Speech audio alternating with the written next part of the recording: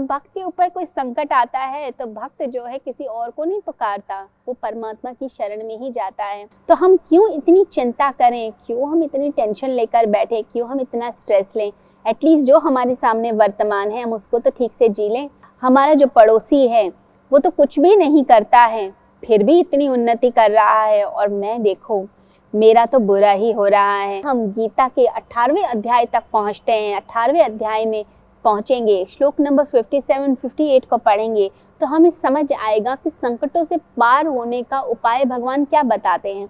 भगवान स्वयं बता रहे हैं कि आप यदि अपने समस्त कर्मों को परमात्मा को अर्पित करते हैं, जो आप काम करते हैं, जो भी आप ऑफिस जाते हैं या घर का काम करते हैं या बिजनेस में कोई काम कर रहे हैं, जो कर रहे हैं परमात्मा को अर्पित करके, और ये सोचे कि मेरा लक्ष्य तो ईश्वर ही है, मुझे वहीं तक जाना है, और मन में सदैव हरि नाम चलता रहे, भगवान का नाम चलता रहे।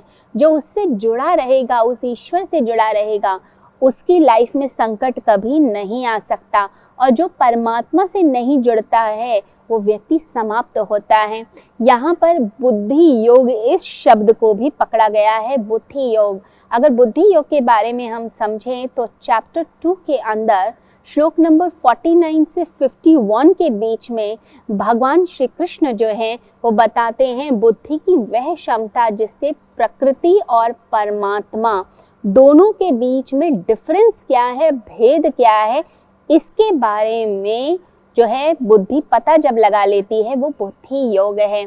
यानी नेचर और जो परमात्मा है यानी कि गॉड जो है उनके बीच में फर्क क्या है, प्रकृति और परमात्मा में भेद क्या है, इसे बुद्धि योग कहा गया है। तो बुद्धि योग में क्या होता है, तो व्यक्ति अपने मन को परमात्मा में लगाता है, परमात्मा को ही लक्ष्य समझता है, कर्मों को अर्पित करता चला जाता है। जो इस तरीके से अपने जीवन को जीता है उसकी जिंदगी में संकट कभी भी नहीं आता। परमात्मा से बढ़कर कुछ भी नहीं है इस संसार के अंदर। परमात्मा ही हमें शक्ति प्रदान करते हैं, वो ही हमारे स्वामी है, वो ही हमारे पिता हैं, वो ही हमारी माता है। इसलिए तो कहा जाता है त्वमेव माता च पिता त्वमेव, त्वमेव बंधु च सखा त्वमेव, त्वमेव विद्या द्रविणम त्वमेव, त्वमेव सर्वम मम देव देव। तो परमात्मा तुम ही मेरे माता हो, तुम ही मेरे पिता हो, तुम ही मेरे बंधु हो, तुम ही मेरे सखा हो, सारे रिश्ते ही तुमसे हैं परमात्मा, तुम ही मेरे प्रिय हो, सब कुछ तुम हो, मेरे प्राण तुम हो। और यही सच्चाई भी है, परमात्मा ही सब कुछ हैं, वही हमारे जीवन है, वही हमारे भीतर बहते हैं। जब हम उनके साथ जुड़ जाते हैं, परमात्मा के साथ जुड़ जाते हैं, तो हम सभी संकटों के पार जाना सीख जाते हैं। यही तो सभी भक्त करते हैं। अब भक्त के ऊपर कोई संकट आता है तो भक्त जो है किसी और को नहीं पुकारता, वो परमात्मा की शरण में ही जाता है।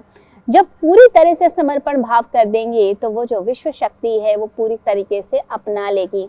अगर हम देखें गीता में भगवान श्री कृष्ण अर्जुन को यही तो समझा रहे हैं, बार बार यही समझा रहे हैं कि तू जो है पूरी तरह से मुझे ही समर्पित हो जा, यानी कि अपने मन को, अपने चित्त को पूरी तरह से मुझे ही दे दे। जब तू मुझे सब कुछ दे देगा, अर्पित कर देगा, तो फिर युद्ध का परिणाम क्या होगा, युद्ध में क्या होगा, इसकी जिम्मेदारी तेरी नहीं है, जिम्मेदारी फिर मेरी है। यानी परमात्मा को दे दिया तो परमात्मा की जिम्मेदारी है।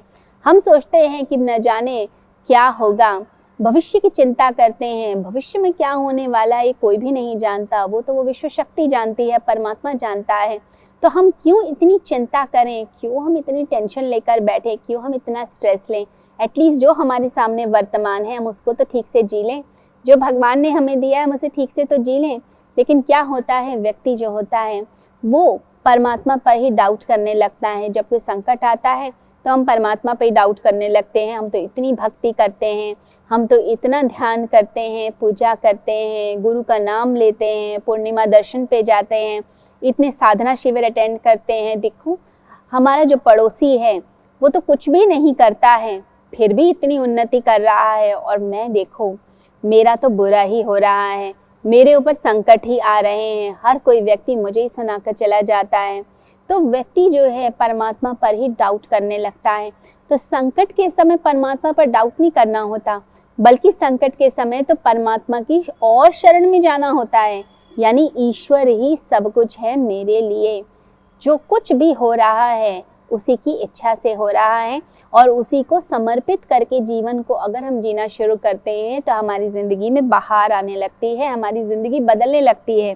तो बहुत ज़रूरी है कि हम परमात्मा की शरण में जाएं।